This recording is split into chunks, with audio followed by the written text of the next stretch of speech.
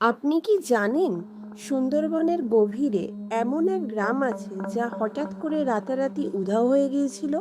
সুন্দরবনের এক প্রত্যন্ত গ্রাম, যেখানে এক সময় কয়েকশো মানুষ বসবাস করত, কিন্তু এক রাতে গ্রামের সব মানুষ, ঘরবাড়ি, এমনকি পশু পাখিও হঠাৎ করে অদৃশ্য হয়ে যায়। সকালে যখন আশেপাশের গ্রামের মানুষ সেখানে আসে, তারা দেখে শুধু ফাঁকা জমি, কোনো চিহ্ন নেই সেখানে এক সময় যে একটি গ্রামও ছিল। আজও সেই গ্রাম কোথায় গেল, কিভাবে সবকিছু উধাও হয়ে গেল, কেউ জানে না।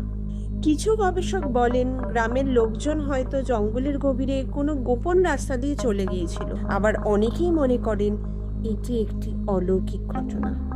কিন্তু সত্যটা কি, সেটা আজও রহস্যে মোড়া। আপনার কি মতামত?